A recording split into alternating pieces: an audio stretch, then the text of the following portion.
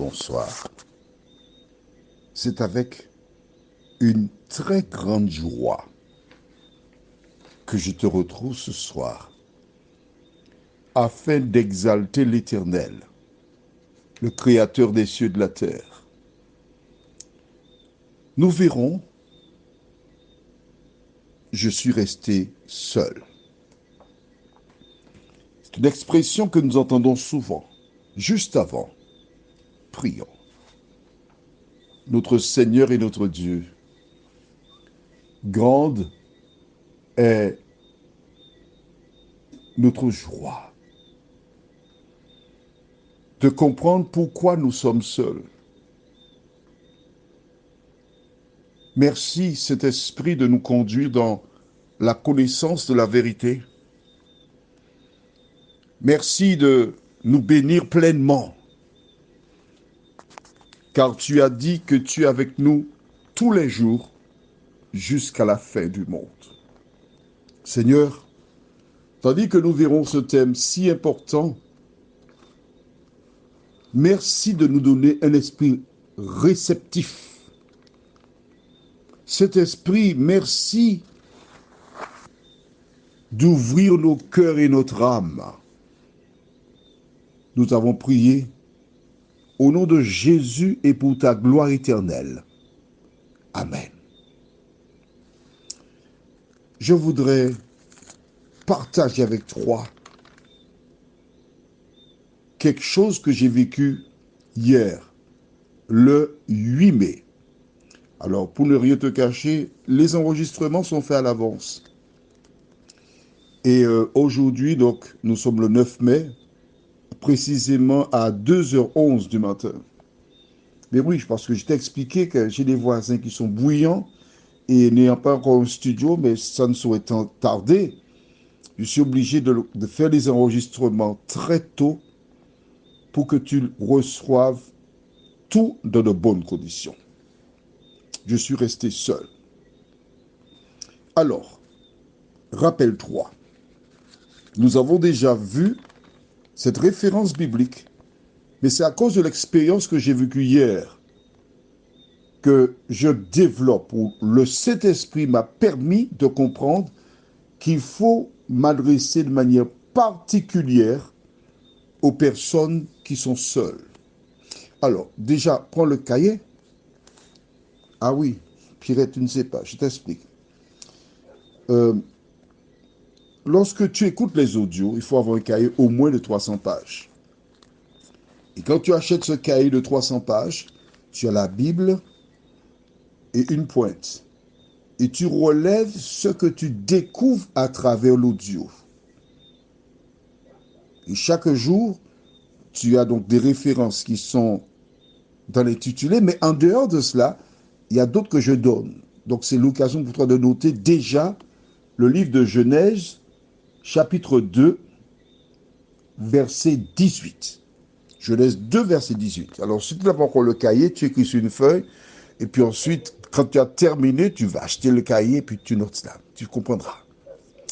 Dans Genèse, chapitre 2, verset 18, Dieu déclara, l'Éternel Dieu dit, il n'est pas bon que l'homme soit seul, je lui ferai une aide semblable à lui. Un grand nombre de personnes vivent seules. Mais la solitude n'est pas le plan de Dieu pour l'homme. Le plan de Dieu, c'est qu'il y ait toujours une personne afin qu'elle soit en mesure de mieux apprécier la vie. Rappelle-toi, quand Jésus envoya les disciples, il les envoya 2 à 2. Une certaine communauté religieuse possède des adeptes que tu retrouves dans beaucoup de coins de rue, ils sont 2 à 2, conformément à ce que dit la parole de Dieu. Mais revenons dans le livre de 1 roi, et nous allons lire les versets 22 du chapitre 18. 1 roi 18, verset 22. Et Élie dit au peuple, je suis resté seul des prophètes de l'Éternel, et il y a 450 prophètes de Baal. Il s'est retrouvé seul. Que s'est-il passé hier? Hier matin, j'étais chez Marco, qui est en train de m'aider à trouver le matériel adéquat pour enregistrer dans de bonnes conditions. Et je note que mon portable, il est impossible de l'ouvrir. Il est ouvert certes, mais je voudrais enlever les images pour libérer de l'espace. Rien à faire. On me dit que pour le faire, je dois faire quelque chose.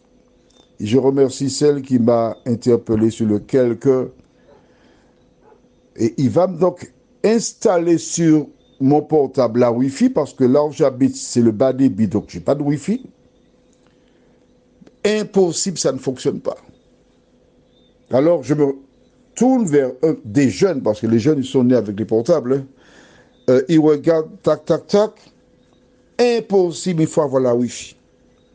Je me trouvais du côté de Gaudissart. Je descends donc à la station-service qu'il y a à Pont-de-Chêne et je me rapproche d'une dame qui arrive. Elle m'a dit, bon, c'est ma fille qui fait pour moi, elle n'est pas là. Impossible. Je vois un pompiste. Il me dit, il faut avoir la Wi-Fi. Impossible. Alors j'appelle Mélissa. Il dit, écoute, Mélissa, j'ai un problème. Tu sais quel est le problème? Sans la mise à jour, le WhatsApp ne fonctionne pas. Et je ne peux pas envoyer les audios. Alors je monte chez elle du côté de Mout. Elle regarde, elle met la Wi-Fi, sa Wi-Fi. Impossible, ça ne fonctionne pas. Et je me retrouve seul. Seul avec la certitude que mon Dieu est avec moi. Elle a fait tout ce qu'elle pouvait, rien à faire. Le Saint-Esprit me donne deux noms. Je passerai d'abord chez le premier, Patrick. Et je me rends chez Patrick. Il me dit, ah, c'est ma fille qui fait ça. Coraline. Et Coraline vient. Elle prend le portable, elle fouille là-dedans. Difficile, impossible. Il me dit, ah, tu sais, si tu n'arrives pas à aller sur la Wi-Fi, il faut acheter notre portable. Mais pendant qu'elle travaille sur le portable, je prie parce que je crois que mon Dieu a tous les pouvoirs. À un moment donné, elle dit, bon, il faut faire une mise à jour. Et elle commence. J'attends tranquillement. Derrière le domicile, il y a un manguier, Bassignac. Je regarde là, les mangos ils sont beaux. Elle m'a dit, écoute, tu peux pas me faire attention parce qu'il y a un nid d'abeilles. Ils habitent Place d'Armes dans un lotissement. Et ils ont cherché des personnes pour enlever cet essai d'abeilles. Ils n'ont trouvé personne. Je commence à comprendre pourquoi toutes les personnes que j'avais vues précédemment n'arrivaient pas à trouver la solution.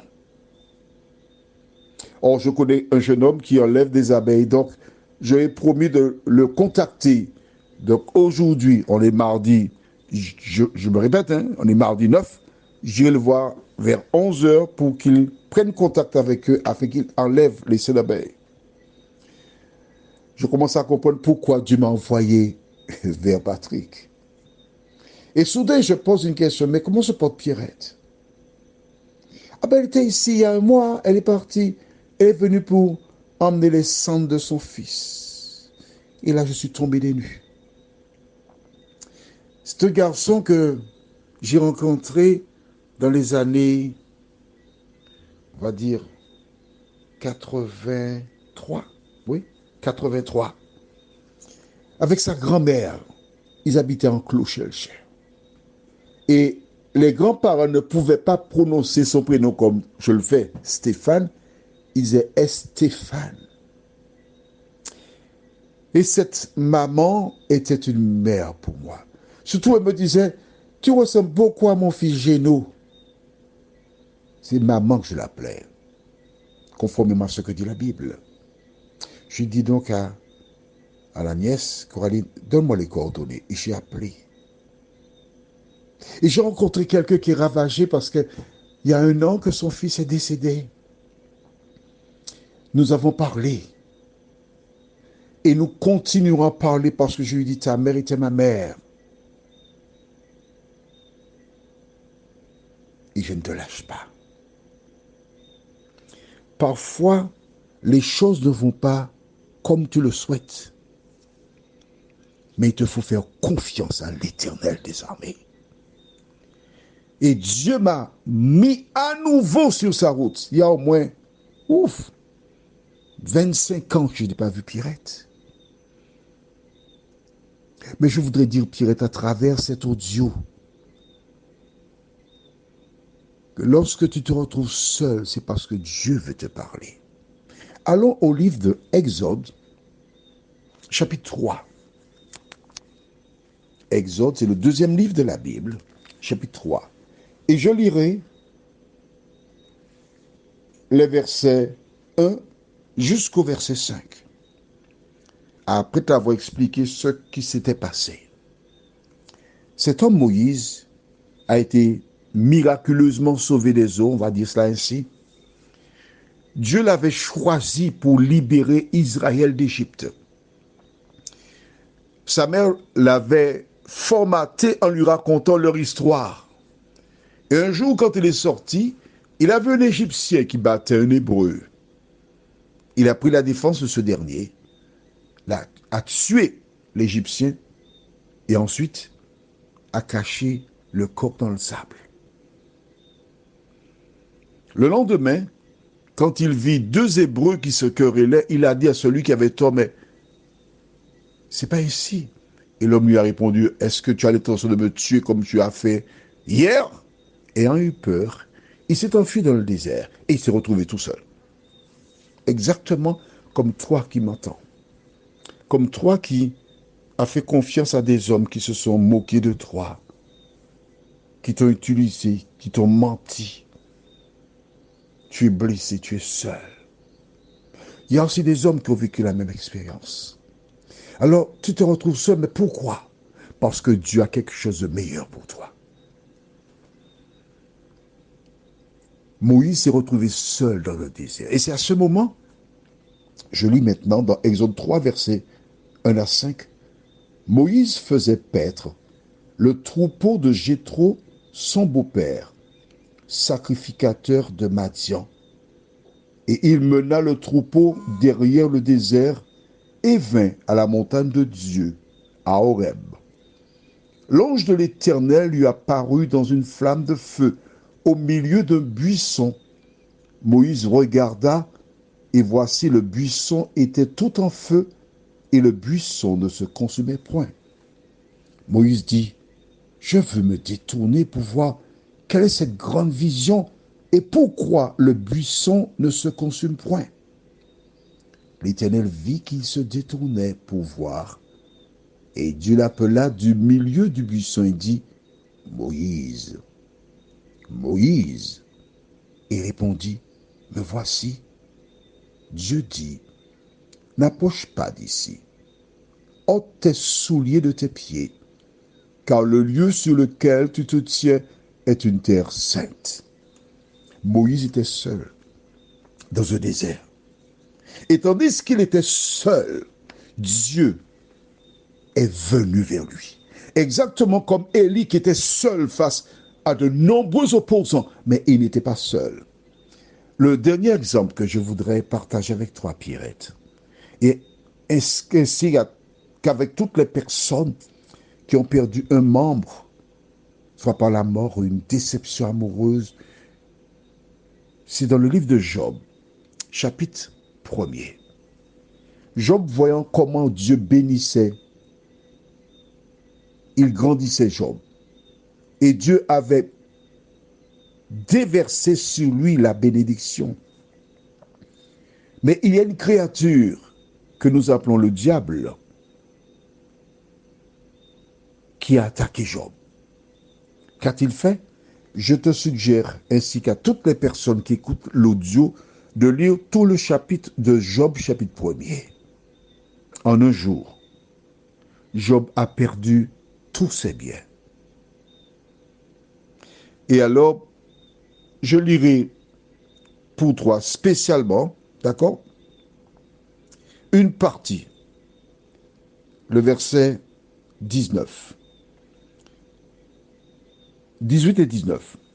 Il parlait encore lorsque notre vin est dit, tes fils et tes filles mangeaient et buvaient du vin dans la maison de leur frère aîné. Et voici un grand vent est venu de l'autre côté du désert, et a frappé contre les 4 coins de la maison. Elle s'est écroulée sur les jeunes gens et ils sont morts. Et je suis échappé, moi seul, pour t'en apporter la nouvelle.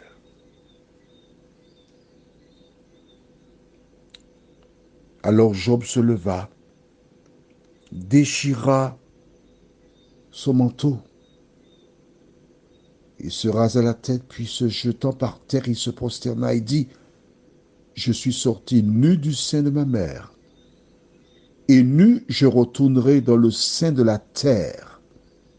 L'Éternel a donné, et l'Éternel a ôté, que le nom de l'Éternel soit béni. Toi qui m'écoutes ce soir, quel que soit le problème que tu rencontres, je voudrais que tu saches que l'Éternel, Dieu t'aime. L'avenir t'est caché. L'avenir nous est caché. Mais Dieu a un projet pour chacun de nous.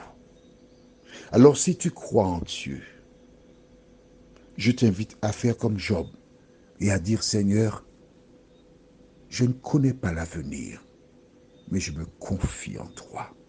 Prions. Notre Seigneur et notre Dieu, grande est notre joie, car nous savons que tu nous aimes. Nous ne savons pas ce que l'avenir nous réserve. Nous n'avons pas cherché à comprendre. Nous savons que nous sommes nés un jour et tu permets que nous partions à un moment donné. Seigneur, parce que nous t'aimons, merci de nous donner la force pour comprendre que tu n'es pas l'auteur du mal. Mais quel que soit ce qui se passe, tu changes toujours les ténèbres en lumière. Seigneur, sèche nos larmes. Aide-nous à te faire confiance, nous t'en prions, au nom de Jésus, pour ta gloire éternelle. Amen. Je te souhaite une bonne nuit. J'étais un peu long, mais ce sera moins long demain. Je te promets, si Dieu veut. Que l'Éternel continue de te bénir.